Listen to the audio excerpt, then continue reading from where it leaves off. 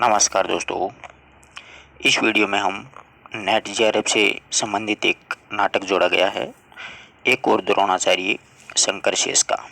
अगर आपको net JRF की कहानी, उपन्यास, निबंध वगैरह पढ़ने हैं तो आप प्ले लिस्ट में से पढ़ सकते हो, और पीडीएफ अगर आपको चाहिए इनकी तो डिस्क्रिप्शन में लिंक है, टेलीग्राम चैनल ज्वाइन करें।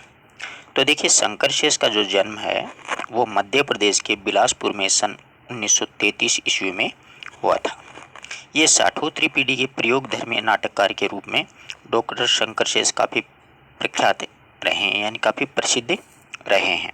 ये साठोत्तरी का मतलब है 1960 के बाद में लिखे गए कहानी, नाटक, उपन्यास, निबंध, उनको साठोत्तरी बोलते हैं, कविता वगैरह। डॉक्टर शंकर शेष ने सन 1956 ईस्वी में ही रंगमंच से संबंध हुए और जीवन पर्यंत संबद्ध रहे, यानी ये 1956 में जुड़े थे और जीवन पर्यंत ये नाटकों से जुड़े रहे थे।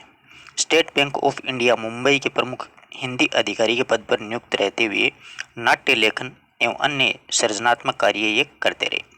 शंकर शेष जी के रचनाकार व्यक्तित्व में कई रूप हैं। वे कवि भी रहे हैं, कहानीकार भी रहे हैं, उपन्यासकार भी, अनुसंधानकर्ता, अनुवादक और सर्वोपरि एक उत्कृष्ट नाटककार के रूप में इन्हें प्रतिष्ठा प्राप्त की है।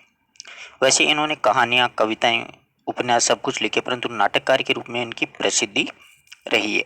डॉक्टर शंकर शेष के द्वारा रचित नाटक जो हैं वो हैं नाट्य साहित्य मूर्तिकार 1955 में, रत्नगर्भा। ये कई बार सीधा सीधा पूछा जाता है कि रत्नगर्भा किसकी रचना है, किसका नाटक है, तो शंकर शेष का। नई सभ्यता, नए नमूने 1956 में, बेटों वाला बाप 1958 में, अप्राप्य तिलताड़ 1958 में, बिन बाती के दीप 1968 में, बाढ़ का पानी 1968 में, बंधन अपने अपने 1969 में, खजुराहो का शिल्पी 1975 में, फंदी 71 में, एक और द्रोणाचार्य 1971 में, कालजी 1973 में, घरौंदा 1974 में, अरे मायावी सरोकार 1974 में, रक्त बीज 76 में, राक्षस 1977 में, पोस्ट 77 में, चेहरे 78 में, कोमल गांधार 1979 में, आधी रात के बाद 1981 ईस्वी में इनके लिखे गए प्रसिद्ध नाटक हैं। इनके अलावा इन्होंने एकांकियाँ भी लिखी हैं। विवाह मंडप 1957 में, हिंदी का भूत 58 में, त्रिभुज का चौथा कोण 71 में, एक प्याला कॉफी 79 में, जय बहार 1981 में और पुलिया 1981 में लिखा हुआ है इनका। ये प्रसिद्ध एकांकियाँ हैं। ठीक है। डॉक्टर शंकर शेष जो हैं उन्हें नाटकों की भाषा सहज, सरल और संप्रेषणीय है। शंकर शेष जी ने अभिनेता की दृष्टि से भी नाटकों का सृजन किया। अभिनेता मतलब मंचन पर जिसका अभिनय किया जा सके, जिनको खेला जा सके। शंकर शेष ने एक और द्रोणाचार्य नाटक के राजनीतिक घुसपैठ तथा आर्थिक और सामाजिक दबावों के चलते हुए निम्न मध्यम वर्ग के व्यक्ति के असहाय बेबस चरित्र को उद्घाटित करना नाटककार का मुख्य लक्ष्य रहा। इस नाटक में मुख्य रूप से राजनीति में घुसपैठ और सामाजिक दबावों के चलते निम्न और मध्यम वर्ग के व्यक्ति एक कैसे ऐसा बेसहाय हो जाता है, असहाय हो जाता है, उस चरित्र का उद्घाटन किया गया है। इस नाटक के प्रमुख पात्र अरविंद है, नाटक का मुख्य केंद्रीय पात्र, जो ईमानदार और स्वाभिमानी है, लेकिन सत्ता के दबाव में उसके आदर्शात्मक मिलन और सोच दबी रह जाती है। वह कॉलेज का एक शिक्षक है। मुख्य पात्र है अरविंद। विमलेंदु, यह अरविंद का सहकर्मी था तथा शिक्षक के रूप में सत्ता और व्यवस्था के विरोध में अपनी जान गंवाने वाला पात्र है। लीला, यह अरविंद की पत्नी है तथा उसे धन के लिए गलत कार्य करने के लिए उकसाती है। यदु, यह अरविंद का मित्र, सहकर्मी, और वह अरविंद को प्रेसिडेंट का विरोध करने को रोकता है। प्रिंसिपल, ये अरविंद के कॉलेज के प्रिंसिपल हैं तथा प्रेसिडेंट का विरोध करने से उसे रोकता है। राजकुमार, ये कॉलेज के प्रेसिडेंट का लड़का है जो परीक्षा में नकल करते हुए अरविंद के हाथों पकड़ा गया था। चंदू, ये कॉलेज का एक आदर्श विद्यार्थी है जिसे प्रोफेसर मिश्रा नकल के झूठे जुर्म में पकड़ लेते हैं। अक्सर ऐसा ही होता है, क्योंकि जैसे प्रिंसिपल के बेटे को अगर पकड़ लेंगे तो उसकी जगह किसी दूसरे का नाम लिखवा देंगे। प्रोफेसर मिश्रा, ये कॉलेज के अरविंद के सहकर्मी हैं। प्रेसिडेंट, ये कॉलेज के सर्वेसर्वा हैं तथा अपने बेटे की गलत हरकतों को छुपाते हुए सदैव प्रयासरत रहता है। सुदीप, ये अरविंद का बेटा है जो मेडिकल कॉलेज में पढ़ता है। अनुराधा, ये कॉलेज की आदर्श छात्रा तथा चंदू की प्रेमिका है। राजकुमार उसके साथ बलात्कार करने की कोशिश करता है। पौराणिक पात्रों में द्रोणाचार्य, आचार्य कृपि, द्रोणाचार्य की पत्नी, अश्वत्थामा द्रोणाचार्य का पुत्र, द्रुपद ये द्रौपदी का पिता, भीष्म अर्जुन कुंती के पुत्र, एकलव्य ये हैं व्याघ्रराज के पुत्र। ये पौराणिक पात्र हैं इनके। अब देखिए इस नाटक की समीक्षा पढ़ते हैं अपन लोग। हिंदी साहित्य में आधुनिक नाटककारों में डॉक्टर शंकर शेष का महत्वपूर्ण योगदान है। आप पुराण युग के नाटककार माने जाते हैं क्योंकि पौराणिक कथानक इन्होंने उठाए। सन 1971 में लिखा गया एक और द्रोणाचार्य नाटक में द्रोणाचार्य के जीवन का प्रयोग है, जो एक प्रसिद्ध पौराणिक कथा के माध्यम से वर्तमान शिक्षण संस्थाओं में व्याप्त असंगतियां, शिक्षक के पंगु आचरण, विद्यार्थियों की गुंडागर्दी, ऐसे कारणों पर इसमें प्रहार करता है। ये जो नाटक है ये पौराणिक कथा के माध्यम से ही वर्तमान में जो शिक्षण संस्थाएं हैं उसमें व्याप्त विसंगतियां हैं, शिक्षकों के पंगु आचरण है, विद्यार्थियों की गुंडागर्दी है, इन सभी कारणों पर इन्होंने प्रहार किया है। जिस दिन द्रोणाचार्य जैसे विद्वान ने व्यवस्था के हाथ में अपनी विद्वता और योग्यता बेच करके प्रत्येक विसंगति से समझौता किया, उसी दिन से शिक्षा के क्षेत्र में सदा के लिए ये बिक गया था। क्योंकि द्रोणाचार्य थे, उन्होंने भी ऐसा किया था, उस दिन से शिक्षा है वो बिक गई। आज जहाँ पर आदर्श और नैतिकता का मात्र आडंबरी है, आदर्श और नैतिकता सिर्फ दिखावा है। नाटककार ने इस नाटक की कक्षा को पूर्वार्ध और उत्तरार्ध दो ऐसे भागों में विभाजित किया। एक और द्रोणाचार्य प्रोफेसर अरविंद हैं, ईमानदारी से अपना कर्तव्य निभाते। एक और द्रोणाचार्य प्रोफेसर अरविंद को माना, जो अपना कार्य बिल्कुल ईमानदारी से निभा रहे हैं। राजकुमार प्रिंसिपल का बेटा है, वह परीक्षा में नकल करते हुए प्रोफेसर अरविंद के हाथों पकड़ा जाता है। अरविंद उसे पकड़कर उसकी रिपोर्ट बना करके प्रिंसिपल को दे देता है। उसी रिपोर्ट को प्रिंसिपल दबा कर रख लेता है और उधर नकल न करते हुए कॉलेज के चंदू नामक एक आदर्श छात्र को प्रोफेसर मिश्रा के हाथों में पकड़वाया जाता है। राजकीय दुश्मनी के कारण उसकी रिपोर्ट यूनिवर्सिटी भेज दी जाती है चंदू की। चंदू प्रोफेसर अरविंद के पास में आकर के न्याय मांगता है, तब अरविंद न्याय दिलाने का वादा करते हुए राजकुमार की रिपोर्ट ही यूनिवर्सिटी भेजने को कहता है। अरविंद के न्याय दिलाने का विचार सुनकर के उसके घर आकर मित्र सहकर्मी यदु प्रिंसिपल और स्वयं प्रेसिडेंट भी आकर के उसे अपनी परेशानियां पेश करते हैं। अगर वह नहीं मानता तो उसे डराते भी हैं। अक्सर ऐसा ही होता है।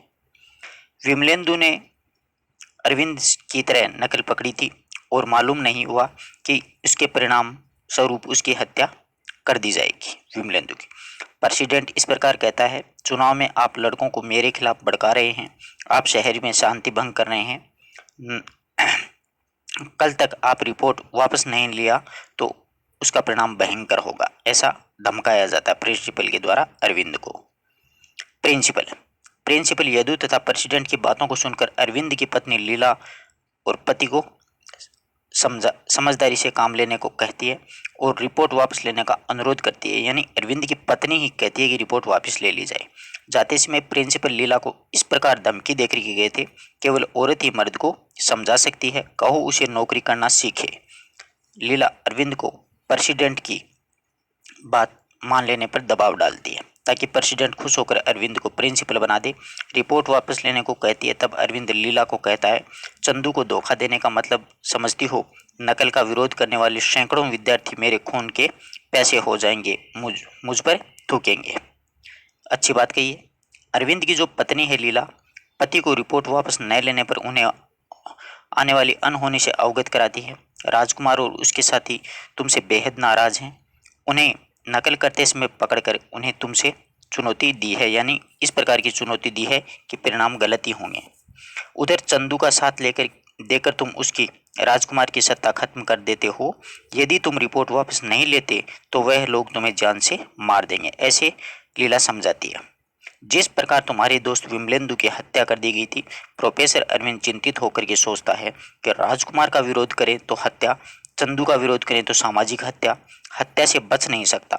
अरविंद को मित्र विमलेंदु की हत्या याद आते ही उसकी पत्नी, बच्चे याद आते हैं तथा वह दुखी हो जाता है, क्योंकि ऐसी बातें सामने आती हैं तो इंसान परेशान हो ही जाता है।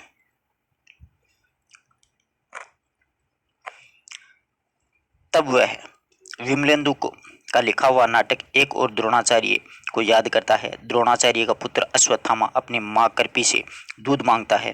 घर में कुछ नहीं है, वह आटा घोलकर अश्वत्थामा को उसे दूध कहकर पिला देती है। द्रोणाचार्य द्रुपद के अपमान तथा अपने ही पुत्र की दयनीय दशा से दुखी थे।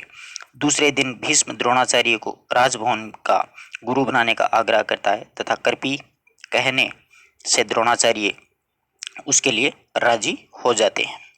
द्रोणाचार्य को भीष्म राजभवन में ले जाकर गुरु का स्थान देता है। गुरु द्रोणाचार्य कौरव और पांडवों को श्रेष्ठ धनुर्धर बनाने की शिक्षा देते हैं। एक दिन अर्जुन के साथ वह वन में द्रोणाचार्य की एकलव्य से भेंट हो जाती है।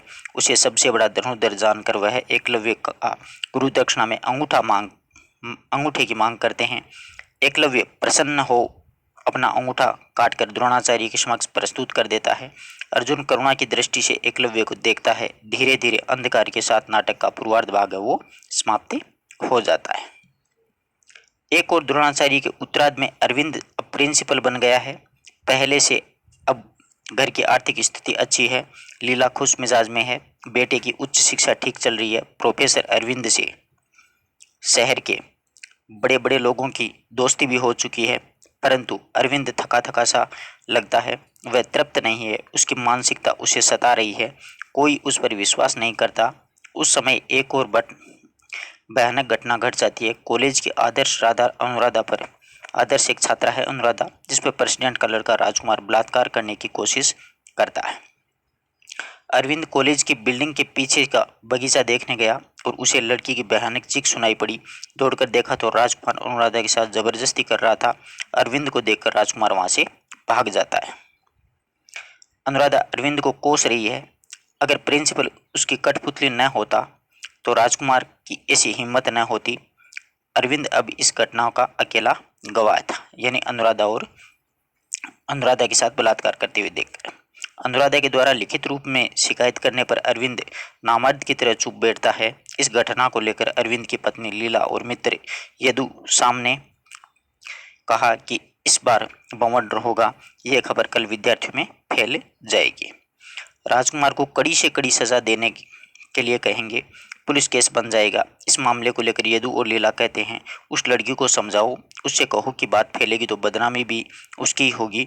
चुप बैठना ज्यादा अच्छा है। अरविंद को प्रेसिडेंट की ओर से फिर वही धमकी शुरू होती है। वापिस वही समस्या शुरू हो जाती है। अनुराधा है अरविंद की असमर्थता पर इस प्रकार कहती है कि चंदू आपको कहता था कि आप बड़े बड़े निरर्थक शब्द बोलने वाले नपुंसक बुद्धिजीवी हैं। आपने मुझे सचमुच कहीं का नहीं रखा। मेरा सब भ्रम टूट गया है। उस पर अपना क्रोध प्रकट करके चली जाती है वो अनुराधा। दुखी होकर अरविंद इस्तीफा लिखने लगता है। वह प्रेत विमलेंदु दोबारा दिख करके उसे समझाता है। अनुराधा के माँ बाप ने अपना विरोध 5,000 में बेच दिया है। अनुराधा को रातों रात दूसरे गांव भेजने की व्यवस्था हो चुकी है। प्रेसिडेंट ने सारे इंतजाम कर रखे हैं, इसलिए पूरी जिम्मेदारी अपने ऊपर लेने को कह दिया है। विमलेंदु आगे फिर कहता है कि स्त्री का अपमान कोई नई बात नहीं है, वह तो होता ही रहता है। क्या तुम्हारा द्रोणाचार्य कौरवों की दास्ता छोड़कर चला गया था? मेरा नाटक याद कर लो। द्रौपदी का सार्वजनिक रूप से अपमान हुआ। द्रोणाचार्य वहीं पर खड़ा था। वह चुप क्यों था, यानी द्रोणाचार्य क्यों कोरा? याद करो, मेरा नाटक याद करो। पांडव वनवास चले गए थे, द्रोणाचार्य चुप रहा। अश्वत्थामा माँ कर्पी को बताता है, माँ उस दिन तुमने ये समझौते की संतान क्यों बनाया? पिताजी को ऋषि परंपरा से गिरा करके राजपुत्रों की दास्ता में क्यों धकेला तुमने? इस तरह राजनीतिक दास्ता में ने द्रोणाचार्य के विवेक को खरीदा। उसकी न्याय बुद्धि खरीदी गई। एकलव्य का अंगूठा काटना पड़ा। कर्ण जैसे होनहार विद्यार्थी को व्यवस्था की आड़ में लेकर के ठुकराना पड़ा। द्रोणाचार्य अब पश्चाताप कर रहे हैं। यहाँ पर अरविंद भी द्रोणाचार्य की तरह पछता रहे हैं। उनकी स्थिति एक और द्रोणाचार्य जैसी हो गई है, यानी अरविंद की स्थिति वो द्रोणाचार्य जैसी ही हो गई है। विमलेंदु की आत्मा इस प्रकार कहती है, तू द्रोणाचार्य है, व्यवस्था और सत्ता के कीड़ों से पीटा हुआ द्रोणाचार्य, इतिहास की धारा में लकड़ी की ठूंठ की तरह बहता हुआ, वर्तमान के सागर से लगा हुआ सड़ा गला द्रोणाचार्य। अनुराधा से बलात्कार के केस में अरविंद को अदालत में जवाब देना था। उसने प्रेसिडेंट के साथ जरूर दिया था, लेकिन मन ही मन उसे नष्ट करने की योजना भी बना ली थी। प्रेसिडेंट की हत्या करना उसका विचार था। इसके पश्चात प्रेसिडेंट बीमार पड़ गया और ब्लड प्रेशर के कारण डॉक्टरों ने उसे सुबह शाम घूमने की सलाह दी। अरविंद उसके साथ घूमने जाने लगा वह एक शाम उसे क्लिप की ओर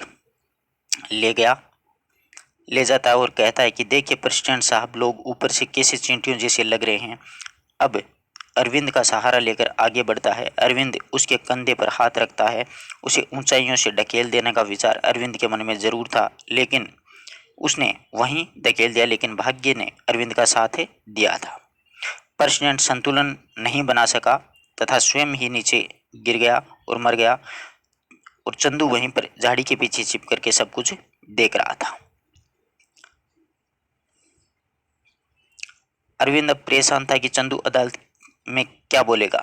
अनुराधा ने भी आत्महत्या कर ली है और चंदू उसका प्रेमी था। आत्महत्या का कारण भी उसने प्रोफेसर अरविंद पर डाला। चंदू के पास अनुराधा का लिखा हुआ पत्र था। अरविंद की ने झूठ बोलकर चंदू के सब सपनों का कुचल दिया था। अनुराधा की मृत्यु की खबर सुनकर के वह भी आत्महत्या करने के लिए क्लिप के पास से चला गया था।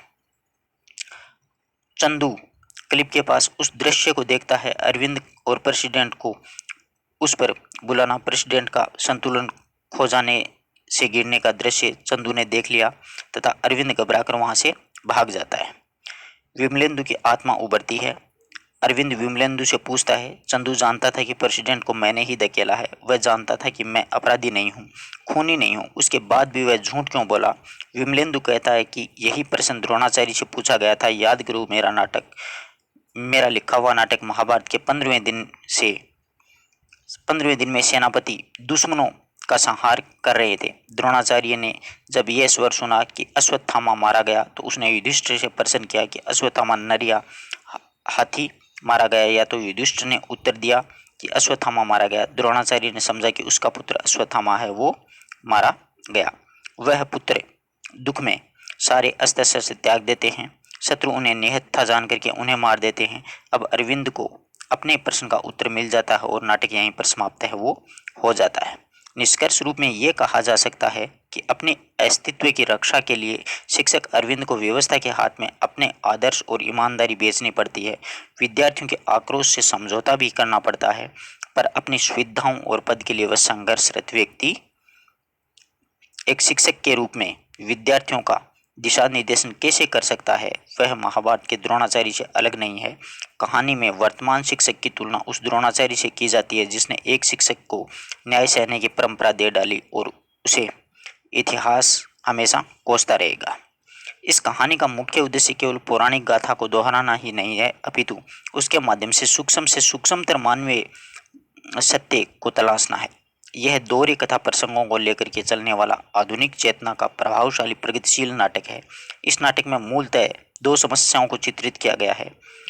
एक शिक्षा व्यवस्था को व्याप्त है तो जिसमें अनाचार भ्रष्टाचार, तो दूसरी वेतनभोगी मध्यम वर्गीय में जीने वाले शिक्षकों के अस्तित्व की भी इसमें समस्या दर्शाई गई है। अब इस नाटक के महत्वपूर्ण कथन है, लेकिन तुम हो न मिडिल क्लास के आदमी, हर रोज सवाल को विलोफाई करोगे, हाहाकार मचाओगे, तुम्हें पूछता कौन है। यदु का है ये कथन। विमलेंदु का साथ किसने दिया। सब बुजदिलों की तरह घर बैठे रहे, गुंडों के बीच में चौराहे पर उनकी जान ले ली। क्या हुआ, उसने भी एक बड़े आदमी के लड़के को नकल करते पकड़ा था। एक तो आदमी गवाही देने जाता, सब साले दुम दबाकर बैठ गए। यदु का है ये कथन। प्रेसिडेंट साहब आखिर मालिक हैं, अन्नदाता हैं, उनका कॉलेज उनकी मर्जी, इसलिए तो कहता हूँ नौकरी है तो कान बंद कर लो, आंखें मूंद लो, मुंह खुला रखो, और बोलने के लिए नहीं, रोटी खाने के लिए। ये प्रिंसिपल का कथन है अरविंद को। हाँ, ये नई दुनिया की बात है। केवल औरत ही मर्द को समझा सकती है, कहो उससे नौकरी करना सीखें। प्रिंसिपल का। कभी सोचो, लीला का कथन है कि कभी सोचो इस घर में अकेले कौन जिया। केवल तुम, हम लोगों को कभी अपने अस्तित्व की जानकारी ही नहीं हुई। तुम तय करते हो कि हम लोग कैसे जिएं और हम लोग उसी तरह जीते रहे, लेकिन अब ये नहीं होगा। लीला का कथन है ये। पिताजी और प्रेसिडेंट का राजनीतिक विद्रोह है। आने वाले चुनाव में प्रेसिडेंट के खिलाफ लड़ रहे हैं। मैं उस विरोध की बलि बनाया गया हूँ। ये चंदू का है। रिपोर्ट बदलने के अलावा तुम्हारे पास कोई चारा नहीं है। राजकुमार का विरोध करोगे तो हत्या, चंदू का विरोध करोगे तो सामाजिक हत्या। हत्या से बचा नहीं जा सकता। ये यदु का कथन है। नरक बनाया किसने, मैं या तुमने? बोलते क्यों नहीं, कहाँ मर गई अकड़ तुम्हारी? होंगे बड़े आचार्य, लेकिन उससे अन्न नहीं आ जाता, कपड़े नहीं आ जाते, कृपी का ये। लेकिन जन्म तो मेरा कोई अधिकार नहीं है। जन्म से पहले अपने माता पिता तय करने की सुविधा क्या प्रकृति की भी है? एकलव्य का कथन है। इतिहास तो कल भी हंसेगा, पर अब आप पर जब भी प्रतिभा को जाति और व्यवस्था के नाम पर कुचला जाएगा तो लोग आपको ही याद करेंगे, इतिहास आपको कभी क्षमा नहीं करेगा। अर्जुन का कथन है। आप नहीं जानते अपराध की सार्वजनिक तौर पर स्वीकृति राजनीति में आत्महत्या कहलाती है, ये प्रेसिडेंट का कथन है। वह आपको बड़े बड़े निरर्थक शब्द थूकने वाला नपुंसक बुद्धिजीवी कहता है। आपने सचमुच मुझे कहीं का नहीं रखा, मेरे सब भ्रम टूट गए। अनुराधा का कथन है ये। कह तो रहा हूं आत्मज्ञान हो गया है मुझे, अपने शुद्र होने का आत्मज्ञान, सड़े हुए आटे में बिलबिलाने वाला कीड़ा होने का आत्मज्ञान। अरविंद का। उस कमीने आदमी ने दुकानों की तरह 20 शिक्षण संस्थाएं खोल रखे हैं, साथ ही लेन देन का व्यापार करता है। शिक्षण संस्थाओं में के लाखों रुपए ग्रांट का उपयोग यह शिक्षा शास्त्री अपने लेन देन के व्यवसाय में करता है। इस पूंजी से हजारों रुपए कमाकर कॉलेज को लौटा देता है। यह धंधा जाने कितने वर्षों से चलता रहा, कभी कुछ नहीं हुआ। अरविंद का। स्त्री का अपमान कोई नई बात नहीं है, वह तो होता ही रहा है। क्या तुम द्रोणाचार्य कौरवों की दास्ता छोड़कर चला गया? क्या उसने तलवार उठाई? मेरा नाटक याद क्यों नहीं करते हो? द्रौपदी का सार्वजनिक रूप से अपमान हुआ, द्रोणाचार्य वहीं पर खड़ा रहा, वह चुप क्यों रहा? विमलेंदु का कथन है। मैं पूछती हूँ, तुम्हारा आचार्यत्व कहाँ मर गया था? क्या वह केवल एकलव्य का अंगूठा कटवाने या फिर सुतपुत्र कहकर कर्ण की अवहेलना करने तक सीमित था? तुमने अपने शिष्यों को रोका क्यों नहीं? कृपी का है ये कथन। वही दिन था, उसी दिन भूख मेरे सिद्धांत से बड़ी हो गई थी, प्रतिशोध के विवेक को जीता। उस दिन तुमने मुझे भड़काया और उस दिन तुमने मुझे राज के अन्न की दास्ता में धकेला। तुम्हें अश्वत्थामा के लिए दूध चाहिए, अपने लिए वस्त्र, राज के सम्मान। उस दिन तुमने क्यों रोका क्यों नहीं? द्रोणाचार्य का। उस राज के अन्न की दास्ता ने मेरा विवेक खरीदा, मेरी न्याय बुद्धि खरीदी, पक्षपात शुद्रता ने मेरा स्वत्व छीन लिया। अश्वत्थामा उस समझौते ने मुझे कभी सही आदमी नहीं बनने दिया, तब मैं सही आदमियों का कहाँ से निर्माण करता? द्रोणाचार्य का। यदि व्यवस्था तुम्हें अपने इशारे पर भौंकने वाला कुत्ता बनाना चाहती है तो भौंको, कुत्ते के पिल्लों को जन्म दो, चंदू और युधिष्ठिर मत पैदा करो, राजकुमार और दुर्योधन पैदा करो। विमलेंदु का कथन है ये। तुम द्रोणाचार्य हैं, व्यवस्था और सत्ता के कोड़ों से पीटा हुआ द्रोणाचार्य, इतिहास की धार से लकड़ी के ठूंठ की तरह बहता हुआ, वर्तमान के कगार से लगा हुआ सड़ा गला द्रोणाचार्य, व्यवस्था से, लाइट हाउस से अपनी दिशा मांगने वाले टूटे जहाज सा द्रोणाचार्य। ये विमलेंदु का कथन है। इस प्रकार से अपन ने एक और द्रोणाचार्य नाटक का अध्ययन किया। आशा करता हूँ कि प्रत्येक बात आपको अच्छे से समझ में आई होगी, तो अपने मित्रों तक ज़्यादा से ज़्यादा शेयर करें। धन्यवाद दोस्तों।